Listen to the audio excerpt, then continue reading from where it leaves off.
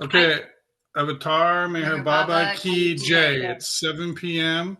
Today is Thursday, February 19th, 2026. We are very, very happy to have Latka Thompson with us. And did you want to say something, Margie, before we start? I just think that all suffering starts with a whim. And so if anybody gets a whim, just shut it down. That's an inside joke. That's my advice. Tonight we are talking about Sahavas for everyone and constant companionship. And I'm going to read a quote from Beloved Baba, and then I'm going to turn it over to Latka, and then we're going to have Q&A. So, Meher Baba's love is with his lovers always, helping and guiding them. And they should keep their love for him alive and aglow by making him their constant companion in all their thoughts, words, and actions, while carrying on their responsibilities, commitments, and all other apparently necessary things of this world, though these have no foundation of their own in the domain of reality. Jai Baba. Jai Baba. I almost read that quote. You almost what? I almost read that quote. But I almost read the exact same quote you just read. So we're very in sync. You are always in sync, Latka. So I'm going to kick it off by saying to Latka, what does constant companionship with Meher Baba mean to you? Okay, and I will answer that, but I have a quote to start to add to your quote, which is Adi Keorani, who was Baba's secretary, and he said was one of the 4 pillars of Mehrabad. And after Baba died, he traveled around and spoke about Baba, and this is one of the things that he said. He said, you can remember him, or you can remember yourself. There isn't room for both of you. Either make him your constant companion, or you make yourself your constant companion, which I thought was good. That's awesome. Can you share the source of that, please? It's Adi Keorani, and I think it was... wanted to call Mom. When? Where? Oh, I don't know what that was. I don't think he was talking to us. I think he was not okay. Got it. Else. I'm not sure if it was in his book, but I just copied it tonight off of Meher Baba. What is it? Meher... I can't remember. That's okay. That's okay. All you have to do is Google what did Meher Baba... I have, and it appears to be from Letters from the Mandali of Avatar Meher Baba, page 88 to 91, edition Jim Mystery. Amazing. Thank you so much. That's what we wanted. It's good when we share quotes to give the source so people can find it and all that. But thank you so much. I couldn't, and Josh teamed up, and I appreciate that, Josh. So constant companionship to me means not thinking of yourself and thinking of him.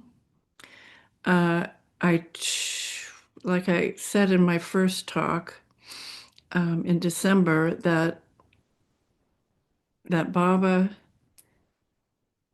kind of was my constant companion. So I came through with him. I remember being with him. I relied on him really to make sense of this world, because so many things didn't make sense to me.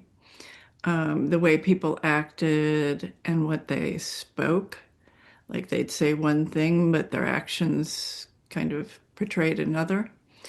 And, many, many things, which I'm sure you've all been through yourselves. So when I was in kindergarten, it became a problem that, I haven't, let me backtrack. When I became verbal in my family, uh, my father, who went to Princeton and got a Princeton alumni that said that children who have imaginary playmates have superior intelligence. Well, my dad was a Leo. He was quite intellectual, second in his class. And so he took that on, his ego really liked that. So I was allowed great leeway in my house as a young person to, they indulged me with my relationship with God. I was offended by it, what they said, but anyway, so yeah, so Baba just said, just relax. Okay, I'm kind of wound up here. Um, so when I entered kindergarten, that became a real problem because that's just how I lived. What do you want to wear? Where do you want to go? What do you want to say? And just being with him, any of my spare time was with him playing. When I would always feel I had this view of the world that when I got pulled away from him in thought by other people, and the household was very chaotic. I grew up in school. Then I didn't know yet kind of how it was kind of an either or kind of situation. Either I'm with you or, oh my God, Maya's calling. So over the years, it's gradually developed into me being able to do the world with him, which is what I had said in the last video. And that's like, not to say I'm not still pulled away. I certainly am. But it's just a constant checking in with him. Um, you know, yeah, a constant checking in with him. How do you feel? I care more about what he's feeling, what he wants, than my limited mind or ego wants. And the two are very, very different. And over the years, I've learned to distinguish and not be so upset. I shared a story about Margaret Krask and what she had said about the thoughts in your mind and not to worry about them unless they stick in that first video I did.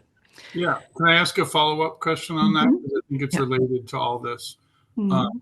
It sounds like you're going down the same path that I am with this. Can you speak about the relationship between constant companionship with Meher Baba and the deepening experience of intuition? Well, yes, I can.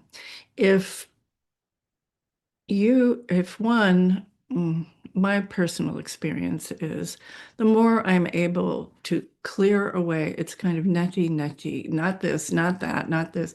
There you are. When I get wrapped up in by Maya or involved. Like, for instance, in my work, I did a lot of work that was kind of I don't know, cutting edge. I mean, things didn't exist before. And so, like groupware software and certain animation things that were going on in the world. And I relied on him for everything. I have a certain amount of intelligence, but this was like pulling things out of the air. So, so I would ask him everything. So that's how in my work, we're a team. And he's the leader. So, and then or when I'm painting, we make it a game. It's like, oh, yeah, always constantly back and forth, as if he is here with me. So that's how it's evolved over the years. So let's double down on that. I promise I will give everybody a chance to ask questions, but I want to double down on the intuition. Yeah. Baba was extremely clear, if you read the different things that he said about intuition, that intuition is the voice of the heart, and that it's Baba in your heart, which is different than the thoughts of the mind. And he said it's also different than temporary emotions, right? Oh, gosh, yes. Well, you say gosh, yes, because you've been practicing. But for those who might be watching this in the future, who don't have your experience, what would you give as a general guideline to help people know the difference between thinking, temporary emotions, and intuitive voice? Baba said, the small voice within you, within your heart, we all know where our heart is my voice. And I know that there's a period that a lot of people go through where you're questioning it all the time. I question it all the time. And I think that it's that examination, that looking, the being, your being. And so you get an emotion or you get a feeling and you want to check it out. Well, be with it. If you shine a light on it with him, he lets you know. And but it's not something that happens overnight. I think like you said, Laurent, that it's something that it is kind of honed over time. I mean, I know that I've gotten better and better and better at shortening the distance between me getting upset about, once I mean, to me, it's really obvious what what my limited mind coughs up and but not always. But I check with him, and he'll let us know. Yeah. But it is something that takes focus and being with that and investigation. He likes that, and he'll Um, help us. I'm going to ask one more, and then I'm going to turn it over to others. I know Vanessa's here, and other people are on, and they're going to have questions and comments too. But here's my final question before we turn it over to everybody. Yeah. And that is, when I think of constant companionship in my life with Baba, I'm reminded of a quote where he says, think thoughts that you would not hesitate to think in my presence. Yes. Speak words that you would not hesitate to speak in my presence, and do things that you would not hesitate to do in my presence. And when I try to live that, it's hard. It's not easy because I catch myself thinking things. I'm like, whoa, I would not be thinking that in Baba's presence. Or Yeah. I say something, I'm like, whoop, I shouldn't have said that. Or I start doing something, I'm like, whoa, I shouldn't be doing that either. So it's like for me, those are the quote itself is a guide rail or guardrail about making Baba present by remembering that he's present, and he's always present. But if I make the effort of remembering him and focusing on him, I'll even talk to him in the car. I'll even turn to the passenger seat and say, well, Baba, we're going to, and start. It may sound ridiculous or like childish or childlike or whatever, but it doesn't really matter if it helps me get closer to Baba, right? And Vanessa, Okay.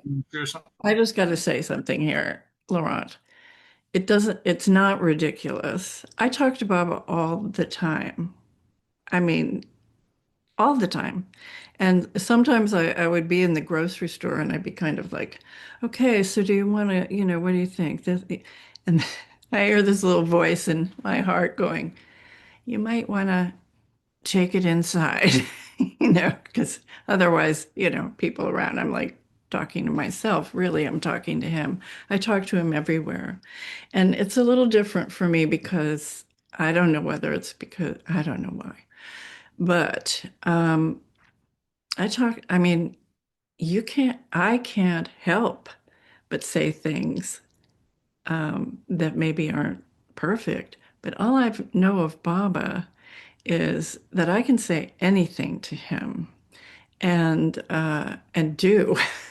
I mean, I don't feel like I'm holding back anything from him. So he gets it all. I mean, Baba had said, give me your weaknesses. Um, it's the only thing that I don't have That's right. that you can give me, That's your right. weaknesses. So for me, I don't sweat the small stuff in terms, I mean, not that that's small, it's not, but I don't want to hold back from him. I want to give all to him. So I don't have any more questions, but I'm going to end my part with one statement, not a question. It's a statement because I think it's validating also, not that Latka ever needs my validation, but I think she'll appreciate this, which is that when I did my work with Don Stevens, primarily in London and on our travels together, he made a habit of every morning before getting out of bed speaking to Baba. Now, he made it clear to me, and he made it clear to others who he discussed this with. He spoke to Baba, and he would say this to me, Little Bear, rarely do I hear him speak back to me, rarely. But when I do, I know it's completely abundantly clear. and he had a lot of intuitive experience, but he was very, very careful about attributing his intuitive experience to Baba because he didn't want to get into that whole thing of Baba said and all that. But when you read what the intuition was, because you write it down and send it to you or in an email or something, it sounds so much like Baba that for me, it was obvious that he was having communication with Baba. But I just wanted to say that that's a statement. And now I'm going to turn it over to anybody to have fun with Latka. We're happy to have you, Latka. Thank you. Can relax now. Get nervous. Josh, go ahead. Yeah, I think I'm loving this topic because it's relevant for me in my life. Like this is pretty much what I've literally this morning on the bus, what I was trying to cultivate. And I also like that Laika talked about imaginary friends because that's what I have with Baba. I sort of have the imaginary friend. You know, I had them as a child and now I've got a new one as an adult. And I also, yeah, and so I balance, like that's what I call it because I want to balance this intuition of, like Laurent says, I don't want to, you know, like sort of like have this idea and think this is, the voice of God speaking to me because, that's very easy for people to just go mad by, interpreting that. So it's interesting. And it's so funny because I got the intuition, Josh, don't always trust your intuition, right? Because well, not intuition, but the voices that come through my heart, they're not in my, I don't always trust them, which is such an interesting thing. So, yeah. So it's my intuition telling me to be critical of my intuition, which I think is a good point. And so, I use this imaginary Baba to, to met it out, to sort of say like, okay, and I see it as also a part of my projection of myself because, people see Baba as Baba is. So I don't think it's the pure stuff. I wouldn't gamble anyone else's spiritual path on what my imaginary Baba says. But, and a lot of the time, they'll say, oh, this is going to happen, and it won't happen. But then sometimes they'll say, oh, that bus in the distance, that's your bus, Josh. And then it was my bus this morning. So, but then again, that's the whole thing of, it's, if obviously things are right, you can say in hindsight, oh yeah, that was right and that was wrong. So there's a psychological bias there somewhere. But yeah, I like this that's how I get into it. I have an imaginary friend and I'm trying to cultivate it more. So yeah, constant companionship. I try and think about him more. And I do talk to him as well. And something I also do is I try and play games with him and I try and joke with him. I think that you can get a lot of actual good spiritual progress by making him laugh. So I try and be as funny as possible when I can. And yeah, but I'm interested in hearing also what other people do and what other questions other people have. Yeah, this topic, amazing. I'm ready to dive in. I love it. I saw Diane and Terry's hand, but I would like to respond to Joshua if it's okay. Yeah. And Leica, did you want to respond to what Joshua was saying also? Yeah, you go ahead, and I will. Well, I wrote chat. notes, so I can wait if you've got something. Well, I was just going to say that I play games with Baba all the time, uh, and he's his wit is just the best. And I'll give you just tonight. I've been sick with the stomach flu for days, and I was like, oh God, please let me hold it together. And so I was a little nervous. So I went into one of my rooms that I had pulled lights from to do this. And so there was no light in the room, and the first lamp didn't work. And I'm like, oh, great. And I was looking for a card to write my quote on. And um, and so then there was another one way in the corner, and I had to crawl through all this stuff. And I turned the knob, and I went, oh, great, that doesn't work either. And I said, okay, Baba, you just take charge. And the light went on. I was nowhere near it. And I just burst out laughing. So it's, it's those kind of and with that was the feeling, just relax. You'll be fine. Your body will hold off for a while and you'll be fine. But it was so, to me, kind of amazing because I was like going down the spiral. Anyway, but I wanted to say that everything that you can do to share everything with him, what do you think? It is, he loves it. He'll just help you. He helps us all. All we need to do is remember that focus. So go ahead, Laura. Awesome. Thank you. Well, first, let me say I'm sorry you've been suffering with the stomach flu. That sounds awful. I've been I had no cleansing. idea, and I'm so glad you could still join us tonight. Oh, yeah. Me too. Sorry if you're suffering right now. Well, like Baba said, your body will hold off, and I do feel kind of stable, so it's fine. Can I share one thing you said about sickness that might be relevant? Sure. Any sickness or illness will only stay as long as is necessary for you to get the lesson it's bringing you. And once you get that lesson, it will pass. I thought that was very interesting. How does one know what the lesson is? Is it Exactly. So the two things I was going to share are, it was in relation to what Joshua was sharing, actually, if it's okay, Joshua, for me to respond, which is that Don told us two things. Don Stevens, who I worked with, told us two things related to intuition, which I found extremely interesting and which he lived by very carefully. He said when he started down this path in the 1940s, even before he learned about Meher Baba, there was a lot of this stuff going on. It was a big deal. There was channeling, and there was intuition, and there was this, and there was that. And he said one of the things that they all talked about was coloring, Joshua. And coloring meant that your own desires and sanskaras and thoughts could color. So the idea was the more coloring, the less true or clear it was, and the less coloring, the more clear and true it was. And Don was always careful to listen for coloring in what people shared and what he received. And he said it was very, very difficult. So people are asking, like, how do you know? Like, how do you know what's the lesson? How do you know what's intuition? It's not so easy.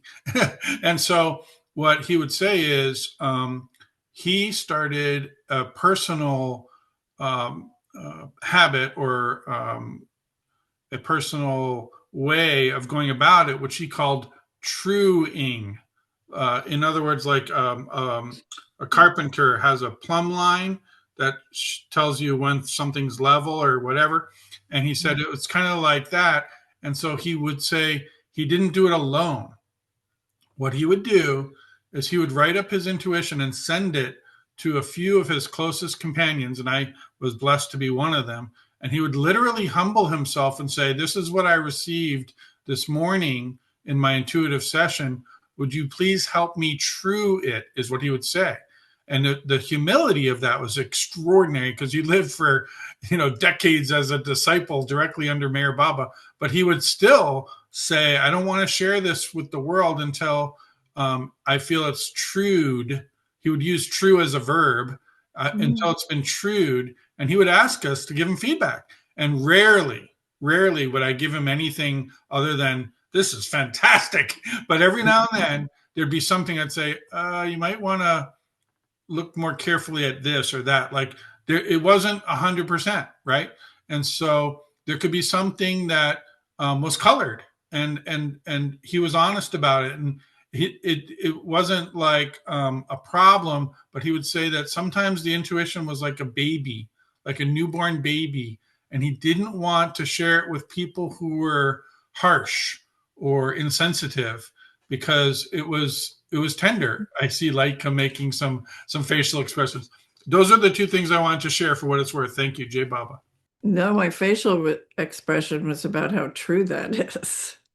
Can you share more about that? And then Ron has his hand up. Well, I think in my first talk, I said, this is hard for me because, and when I first came to the center, somebody said to me, well, once you've been with Baba for a while, he'll take all that occult stuff away from you. And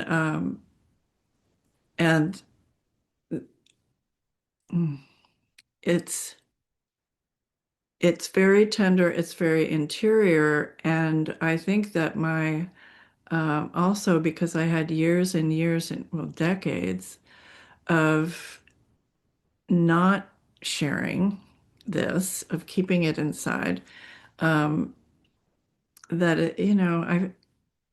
I'm not exactly comfortable talking about it. When I first went to India, Jack Small was running around going, "Where do you hear like a story? Where do you hear like a story?" And I was just humiliated. And I'm like, I don't want to say it. And Baba said, you say it. You tell. Oh, and when I first came to the center, they'd say, "How'd you hear about the center?" And I said, "Well, I went to the food co-op and Dennis Lane." And Baba was like, "You tell them about me." And I was like, "But they're not gonna get there, And he's like, "Tell them about me." And so when I went to India, I had Jack Small running around with telling everybody, and I was squirming. And so in Mandali Hall, I'm like, "Okay, Baba, you have to do this because this is really hard for me." So I just kind of sat there, and he helped me. And it turned out to be really significant to Erich, who came up to me afterwards and said, well, first of all, so I said my story, and then, Erich was just, kind of looking off. So I didn't know how, it was going to be received or was received, or I didn't care. But he came up to me afterwards and took me aside and said, I was reminded, I was taken back to a time where I was with Baba, I was sweeping, and I was fed up. And Baba said, "What are you thinking? What are you thinking?" And of course, Eric, "Nothing, Baba, nothing." He's like, "What are you thinking?" And that went back and forth a bit. And he didn't, I can't remember exactly what the thing was or if he even said it, but Baba said to him, one of these times, he said, you think, okay, one of these days, someone will come and they will sit in Mandali Hall and they will tell you something about me and about my divinity. And, oh, yeah, before that, he said, that Baba had said, "You think that all I have come to do is to give Erich Jasawala a hard time. What you don't know is that I am with everyone everywhere. And one day somebody's going to come and they're going to say something, and you will remember this day. And you will realize that I have been with everyone everywhere. And you will realize my divinity. So, so that happened.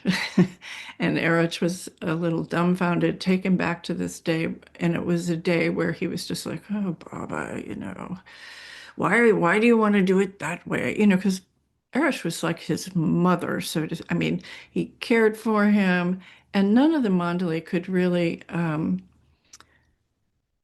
they didn't realize his divinity. All they knew was that they loved him dearly and they would be no other place than with him. And they didn't care about anything else because they could, if they realized his divinity, they could never do their jobs. I mean, and Baba had said, you'll see these people will come who have never met me and tell of their love for me. And the Mandali were quite surprised. I mean, they knew Baba had said that, but they're kind of like, okay, Baba, um, they were human too. So anyway, yeah, I've got a little lost in that story. Remember, when I talk about these things, I'm taken back into the moment, so. It's perfect. It's perfect. And I want to honor Ron had his hand up. So, Oh, Ron, you're next. There, Ron. Hi, Ron. You can't hear You you, got to Ron. come off mute, Ron. Good. Okay. So I just want to offer up this quote first, which is Baba saying, I am never silent. I speak eternally. The voice that is heard deep within the soul is my voice.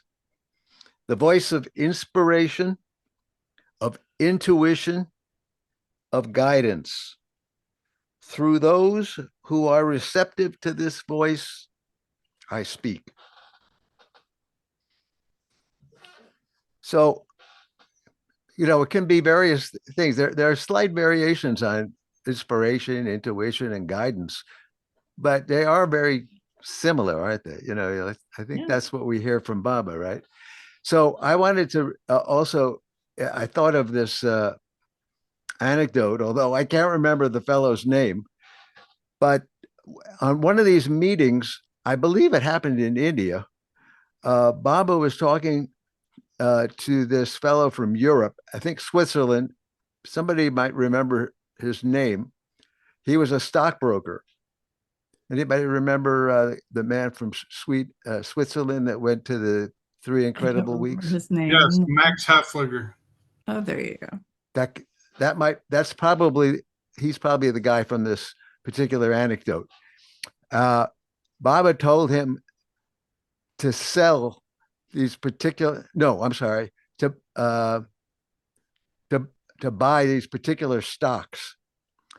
And so he told him to have his clients sell these particular stocks. Or maybe it was buy the stocks, but he gave him an instruction about tell your clients to do this. And when he got back, he himself did it. And I was thinking when you were talking about coloring, that he had colored it to include himself because he thought, well, Baba wouldn't give me an instruction that would hurt my clients. So I might as well profit on it for myself as well. And of course, the stocks lost money. And who knows why Baba wanted him to tell the clients that, but he lost a lot more money, I think, than the clients did by thinking that he should do it himself for his own benefit.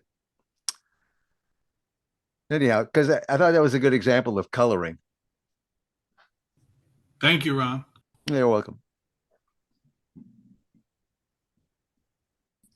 I'm just reminded of a time when I had brought this person who had many Afghan hounds.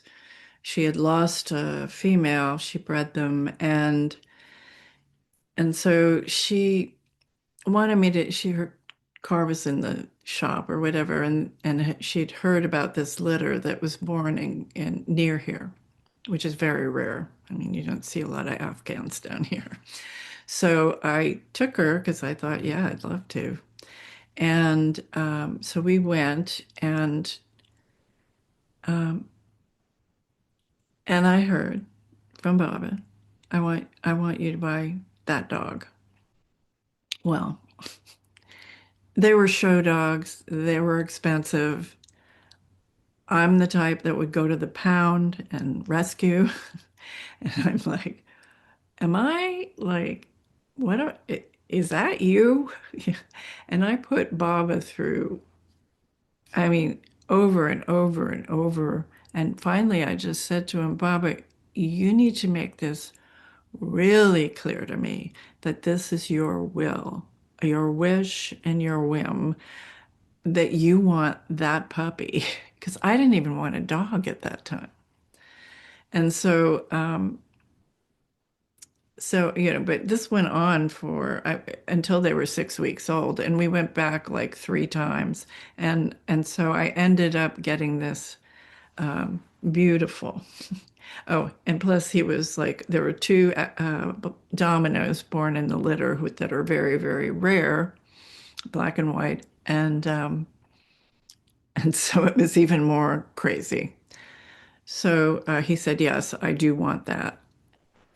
So the next thing I know, I get this phone call from the breeder. And he says, the owner of the female wants you to be able to get this puppy at the price of the other puppies, because the Domino is in much, much more. And says, and I immediately said to him, what's wrong? Like something must be wrong with him. So he said, no, no, no. The owner of the mother, these puppies are destroying all her landscaping, because they were all at her house. It's a very lovely home. And the puppies, there were 9 of them. And I mean, they were running everywhere. They're getting bigger. They were uncontrollable. And so she told me to call you and tell you this. And she said, because she will give him a good home. So I went, okay, Baba. I ended up getting this amazing dog. And anyway, but I put Baba through lots. Making sure that it was him. And many times when I'm feeling really shaky, I just say, you have to make it really clear to me. Because we do get influenced by our sanskaras. We do have emotions that influence us. Yes. Yeah. So I've got something on that, but I want to make sure, Diane and Terry, did you have something? That was so 20 minutes ago. Dear. I think that Please forgive me. What's that? Please forgive me for not calling on you sooner. It's okay. It was when I had raised my hand and then you had something to say and Latka had something, and it's all good, because that's one of the things I'm trying to really come to terms with, is that it's not on my time. I'm to speak or to act when Baba gives me the space, and it's my pushy broad side, literally broadside, that fights against that. But what was coming up for me is I always get FOMO, fear of missing out, when I hear people like I'm hearing today get very clear responses from Baba. And it's like, I want to say, how do I do that? Do I study more, read more? What can I do to do that? And then I think about all the times that he has shown me exactly what through actions. It might not be so pick that dog or that Well, strawberry or that, usual. yeah, the very specific things, but the big things, like we have this huge project going on right now with our child and their spouse and three dogs moving cross country. There's so many puzzle pieces that have to get put together, and there's so much I don't have control of, but I'm part of the ship, part of the passengers. Mhm. And when things get complete, like checked off, or that, commitment made, it's like, wow, where'd that come from? Then I realize it was because I've been asking Baba for help with this. And There you go. so back to you, Josh, about I love to hear, I think that's why I come to Zoom sessions so much, is to hear how people use Baba to navigate through life, because there's that part of me that says, I'm sitting here talking about God. That is so not who I was for most of my 70 years. But that's like all I want to talk about. And I know it's because it's the intersection where psychology and spirituality meet, and that when the spirit side comes up, it makes me more whole. Yeah. Can I respond to that, Diane and Terry, and then Josh, if you want to respond too. I know they mentioned your name. Um, we wrote a book called Meher Baba's Gift of Intuition. It's Don Stevens and Companions book. I highly recommend that for your. I don't know if it was a rhetorical question or a serious question about how you can have more intuition, but we delved into that quite a bit in that book. And Baba also talks about it, and we collected his quotes about intuition. So, I mean, I think it would be a whole session that we could do about intuition, not tonight, but that's a great book, Meher Baba's Gift of Intuition. Thank you. Josh, did you want to share anything? Yeah, I guess so. My 2 cents, which may or may not apply to your situation, Diane, is yeah, I try and just cram in remembrance as much as possible. And I mean, when I get, an insight, I again it's colored, I think it's from where I sort of see it as, yeah, the bridge between me and Baba.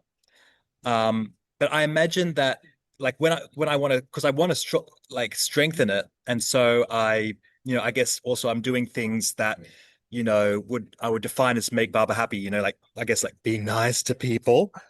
You know, you, um, and and I mean, we're quite lucky because, like, in the universal message, Baba super clearly says, "I lay down no principles and precepts this time." We can do whatever we want, really, but I intuit that, just taking a little bit of a step towards him in remembrance, which is because remembrance is much easier than some of the other obedience stuff.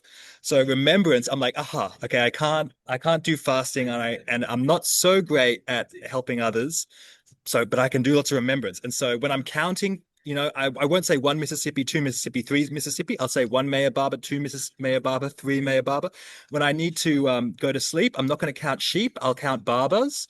Um, when I'm logging on my homework, what homework I've done, what tasks to do, I'll write two Mayor Barber, again, just like, and then when I'm doing my mantra meditation, I'll just be saying it. So I basically try and do the loophole, which is remembrance, which I see is so much easier than so many of the other things that he prescribes. So I'm like, okay, I can get in there and do that one.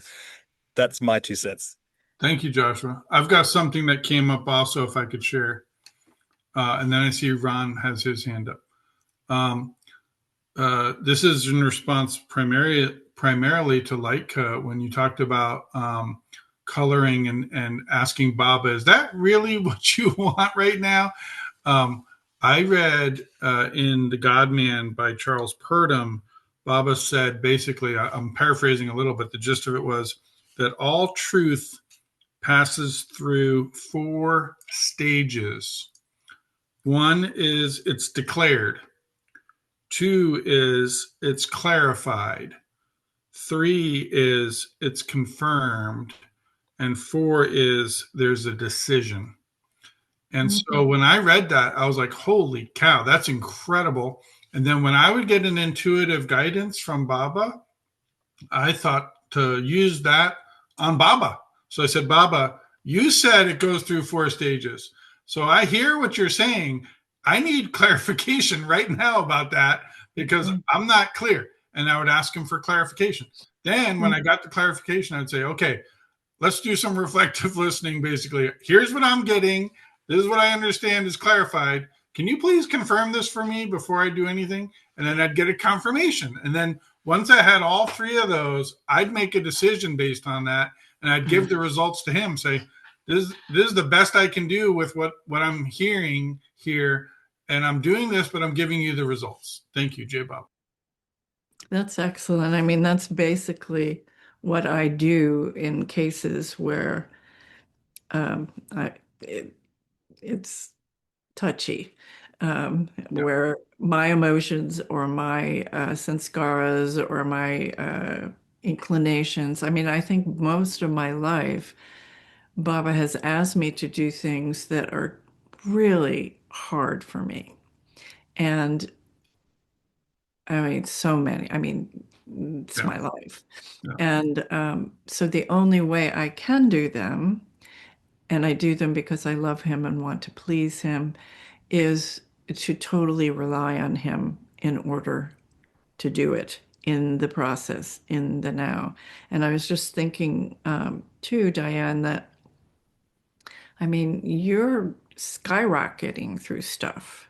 I mean, and I know that it helps me to kind of also remember things. I mean, that Baba has done. You know, when I get shaky, like tonight, I was like, oh Lord. I mean, just an hour before, it was not so good.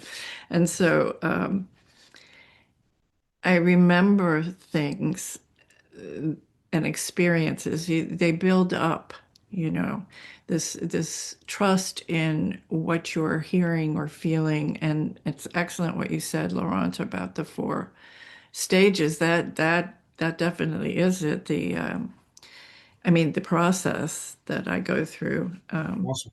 Some parts longer than others. Like, Yeah. but then when it came time, and he's like, "I want that horse," I was like, "Okay, Baba." Yeah. Yeah. And Well, that's so why I bought my Ron horse, said, even though I was like, I don't want a horse. I want to go back to Manhattan. But I had given him such a hard time on the dog that you build up this kind of knowing. And then, of course, I went through back and forth about really what you want. So, and sometimes, it's just that build up. But what I really wanted to say tonight too was to empower people to make him your constant companion, and that anything that gets in the way, he'll help you with if you focus on him. So all the things that if you focus on him, but also focus on making him your constant companion. I pray I mean, I love what Elizabeth Patterson, I think is attributed to, says that meditation, or that prayer is talking to God and meditation is listening to God.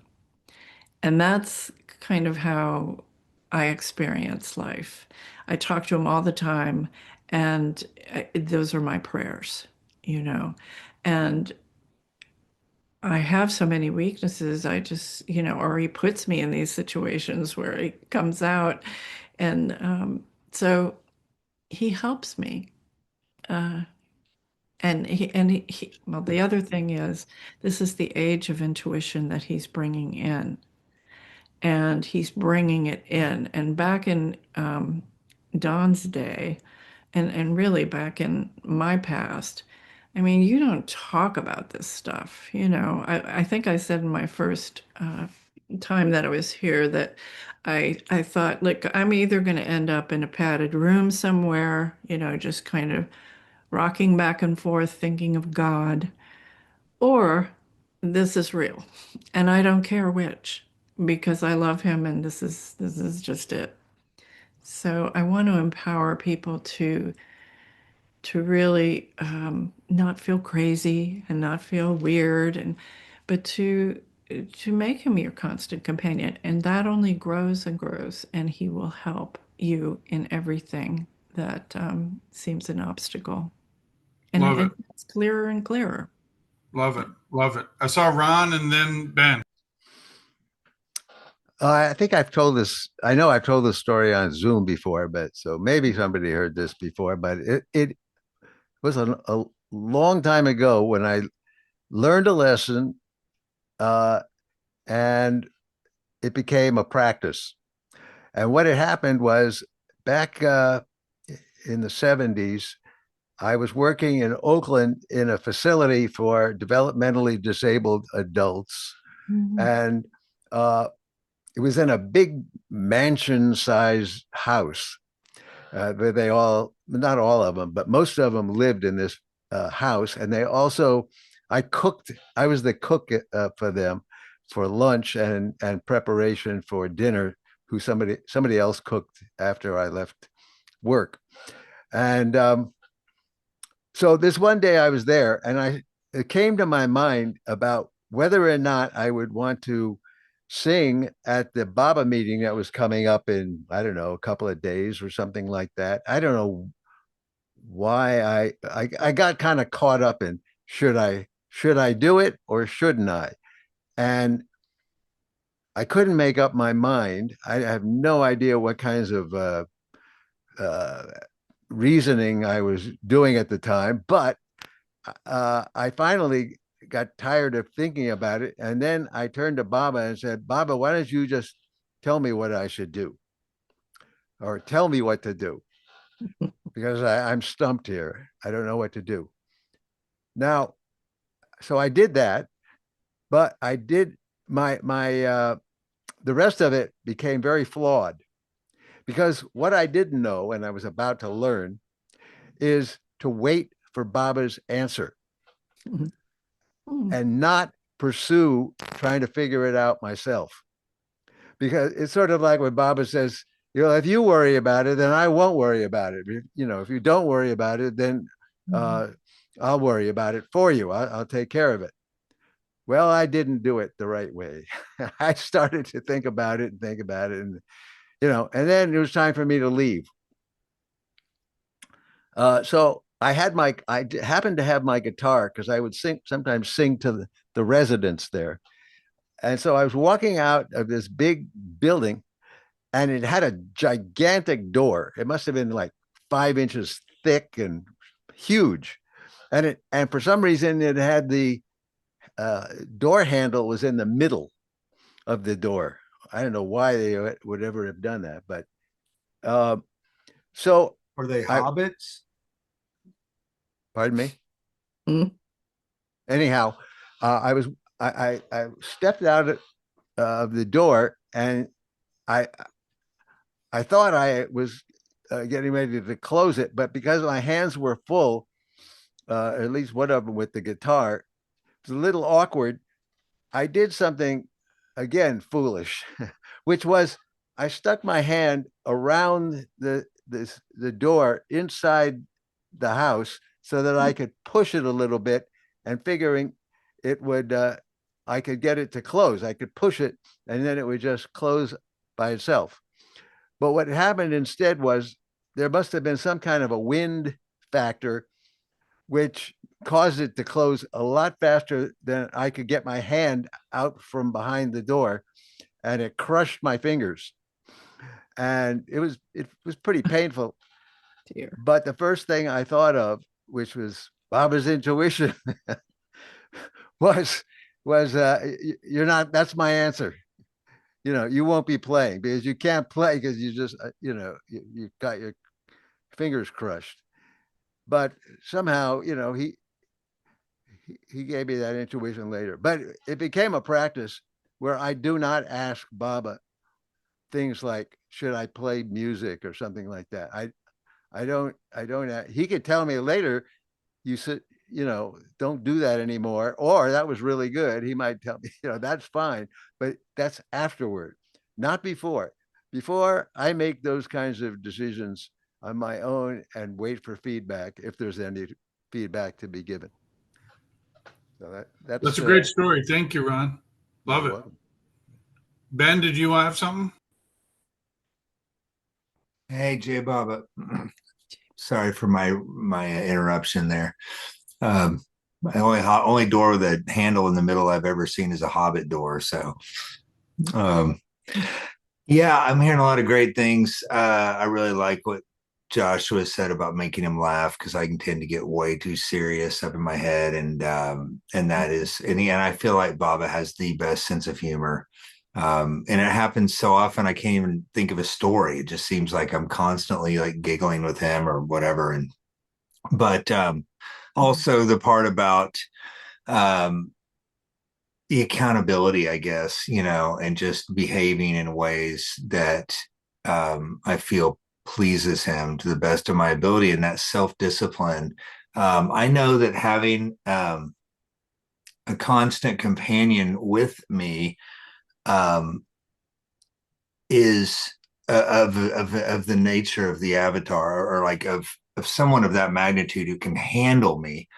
Even my wife and my friends. I mean, the stuff I lay on Baba, I would have no wife or friends, because the shit is heavy and it's ongoing and it's constant and it needs constant attention, and it's the stuff that, like, abandonment issues and insecurity, and when I get triggered and go into like whenever I get like an anxiety spike and the adrenaline starts rushing through my body, I've learned to turn to Baba within and I don't care if he responds to me or not, just knowing that he's there with me. It's like having someone hold me and being able to put my head in their on their shoulder and ball my head off, or whatever needs to happen. But I'm really in the physical, like in the gross physical. If you were looking at me, you would see me there alone, but I'm not. I'm with him. But if I burden my loved ones with that level of intensity, I mean, it's just like it pushes them away and it tires them out, and it's too much, and they can only help me so far. But he has infinite capacity to help me. Never gets tired. He never like says, dude, stop, you're too much, ever. I don't feel that from him. And lastly, I just want to say one thing I haven't heard this evening is how Baba relates to how Baba's companionship relates to the way he works in silence, his silence, how this relates to his silence. If we think about, like, I'm reading the Wayfarers, and it blows my mind how he not only knows where these people are, who to send out, and how he even tests his own mandali to grow through the process of going and bringing back these seemingly insane madmen that are just God intoxicated. But not only that, they bring them back, and Baba sits with them and does what? He doesn't say anything. There's no words. He's just sitting there with them. I mean, that's amazing to me. And then he sends them onward on their advanced spiritual path. He gives them a push. It's like, and if he can do that for those guys, working with me is like elementary, I mean, like, I'm not there. So great. I can, but I think he can do a lot. I don't need to have it all be figured out in my mind. Thank you, Jay Ben. Baba. That was beautiful. Thank you, Ben. Vanessa's up next. Hi, everybody.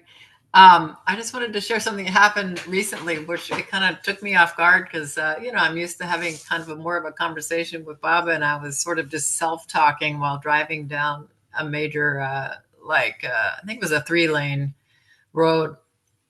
But I had seen a mattress a twin mattress, a box springs, just laying on the side of the shoulder of the road. And I thought, my goodness, I was like, how did that get there? And how long has it been there? And I hope somebody didn't have an accident.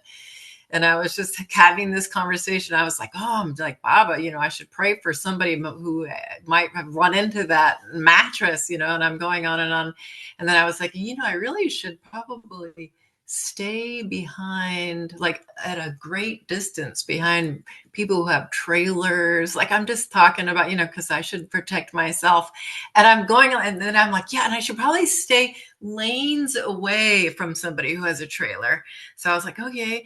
And somehow I ended up placing myself in the far right lane of this road, just like unconsciously, like I'm just like, yeah.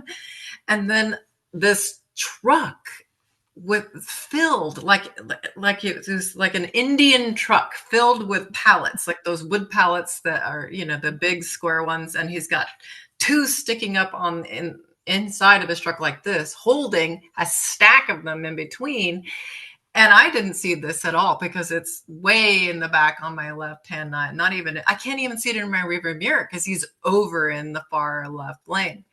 So I'm going, and all of a sudden we come up to the little crest in a hill on all these three lanes, and this breeze happens, and he's going faster than I am. So he hits this hill and it just blows this pallet completely into the air, and it lands square right into my lane.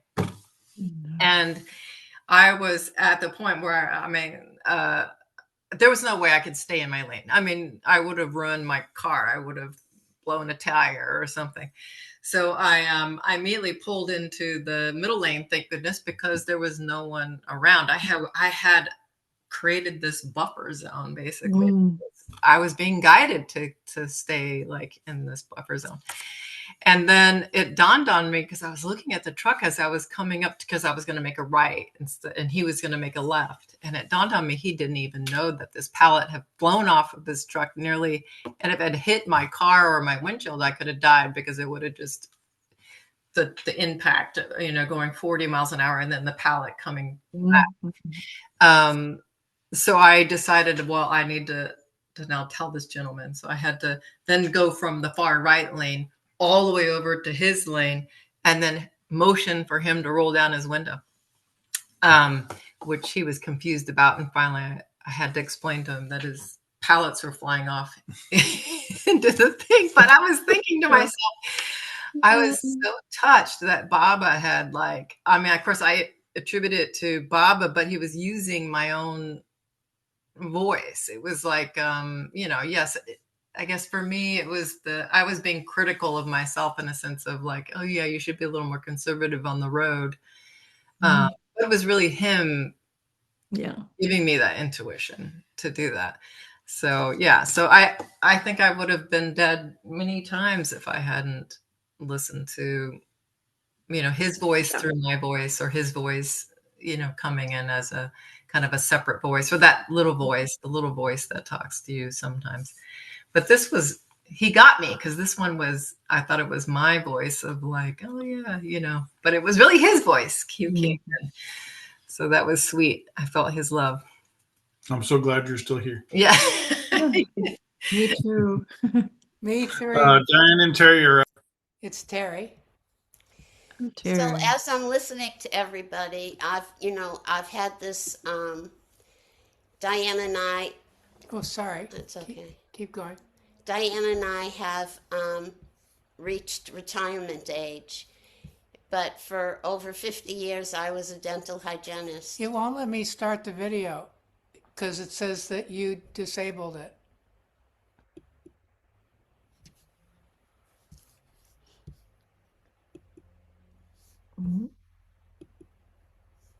You can hear me without seeing me.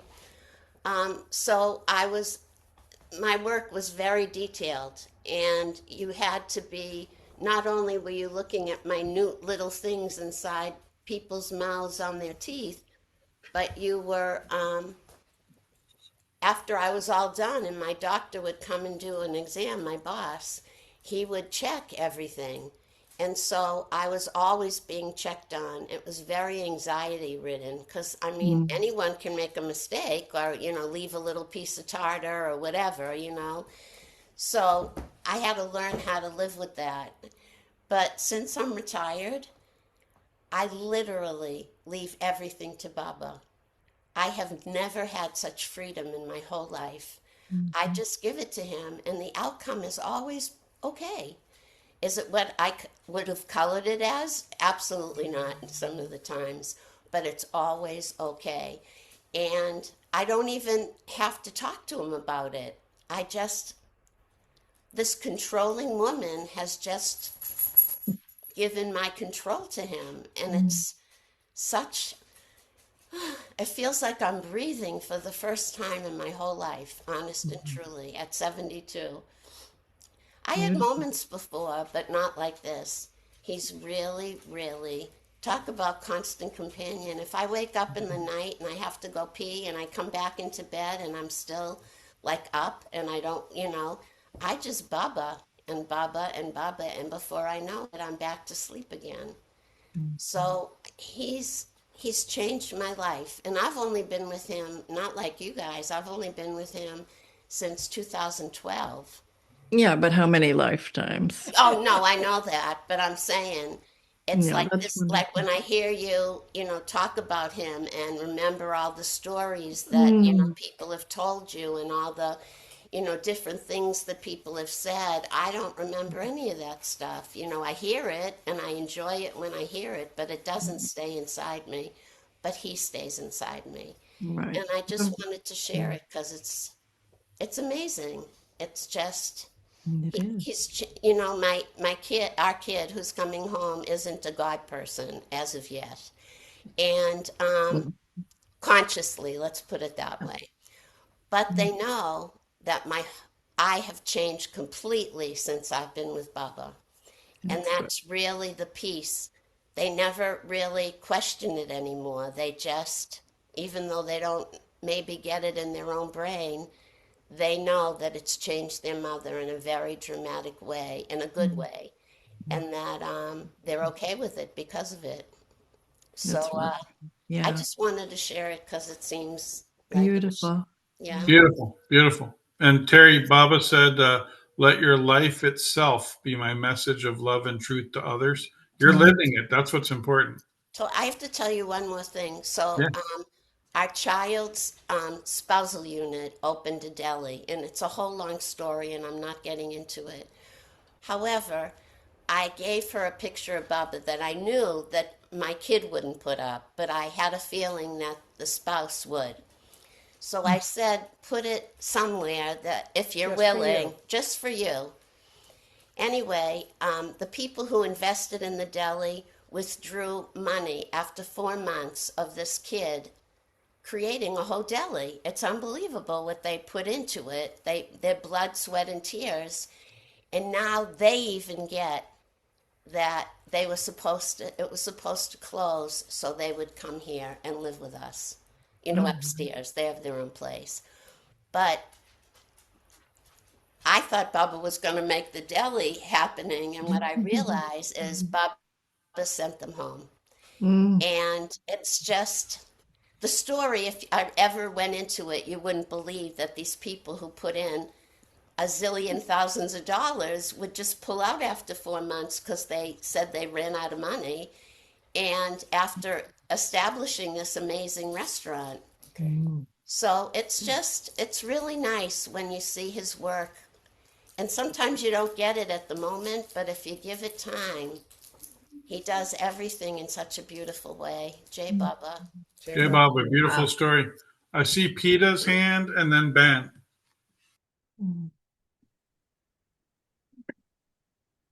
Hi, thank you. Terry just sort of touched on what I was thinking of sharing, actually, that it's not all necessarily happy endings, or it doesn't necessarily seem to us as happy endings when Baba gives us guidance and help.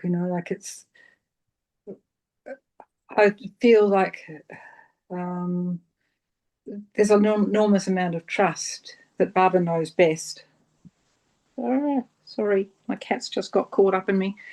Um, yeah, that what seems to be negative things that happen can be enormous life lessons for us. And I suppose that's what I've worked on.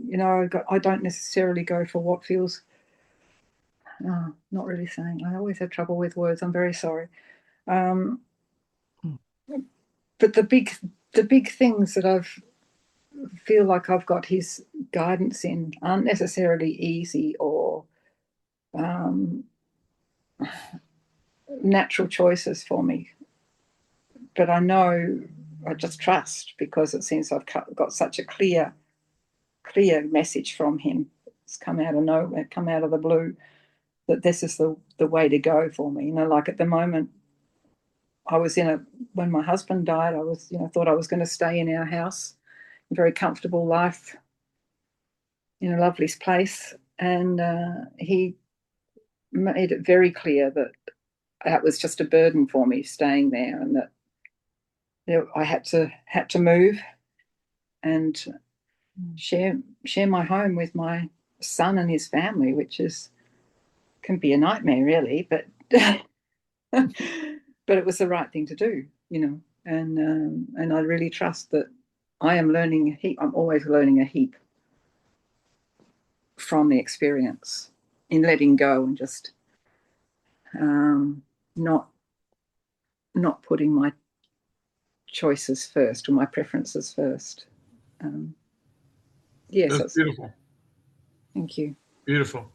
I do have a response to PETA, but Ben, do you want to go first? Go ahead. I should go first? Okay. It's actually to Diane and PETA both, but one thing that I had a very unusual experience with that I have to state very clearly from my own experiences. I did a whole trajectory focused on surrender. It's a very long story, but there's a book related to it called Surrender with Mayor Baba, if you ever want to check out that journey. And I had a strange, I'm calling it strange, but wonderful side effect where the more I practiced surrender to Baba, suddenly I was going into, why am I hearing my intuition more clearly? And it was like I was focused over here on surrendering to Baba, but over here was coming this incredibly clear intuition. And I thought, what's the relationship between surrender and intuition? Thank you, Jay Baba. Ben, go ahead.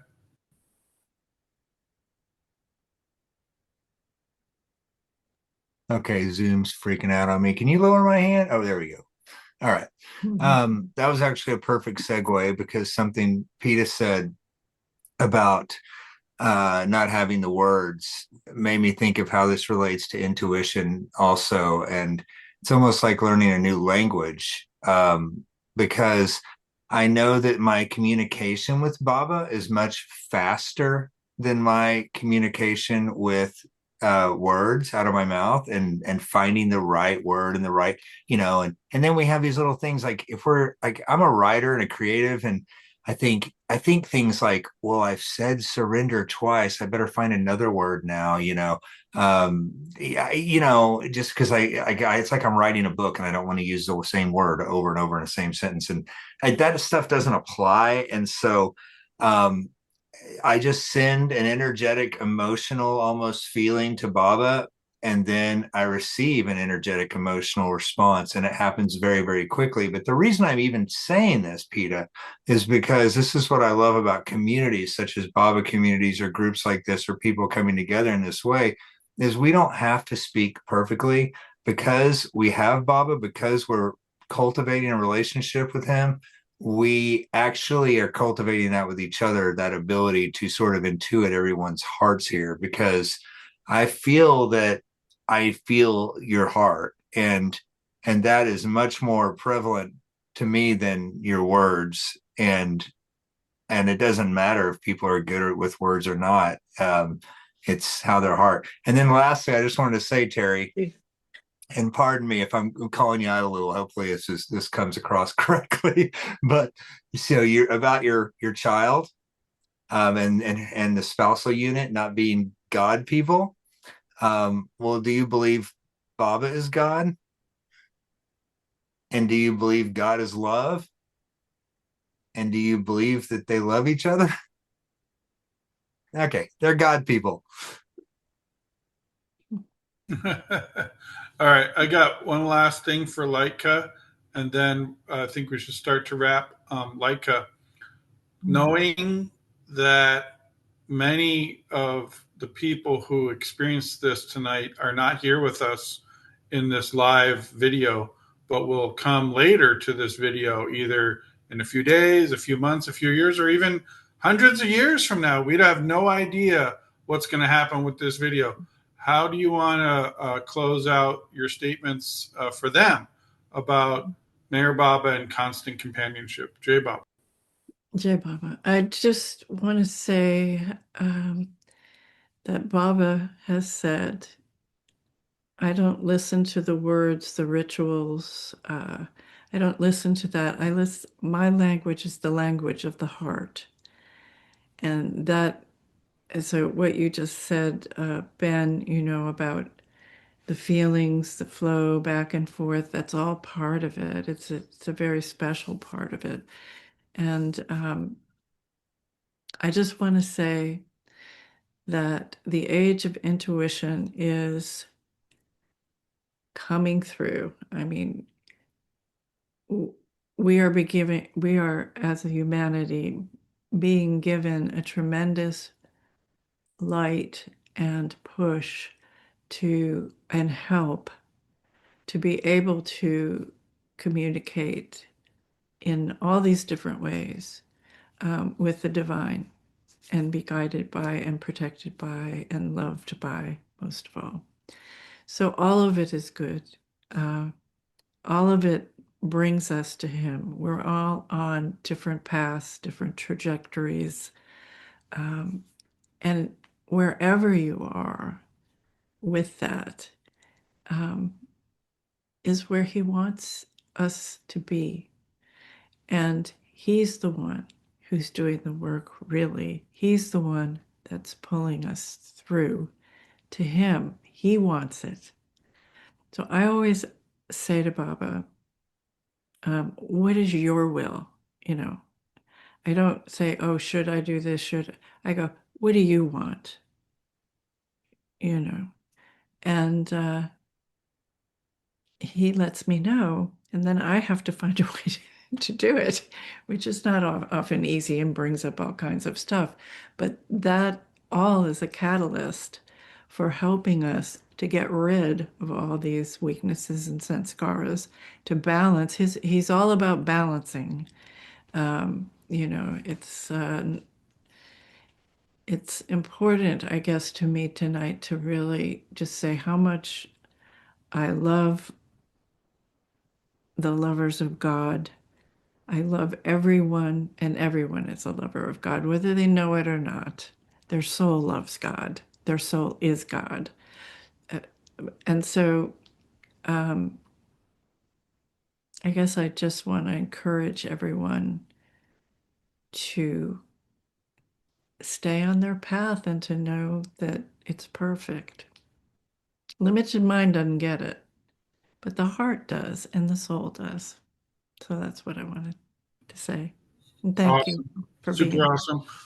Let's end with Avatar Mayor Baba Ki Jai, then I'll stop the recording. That doesn't mean you have to go home, but the recording will be over. Avatar Mayor Baba Ki Jai. Avatar Mayor Baba Ki Jai. Avatar Mayor Baba Ki Jai.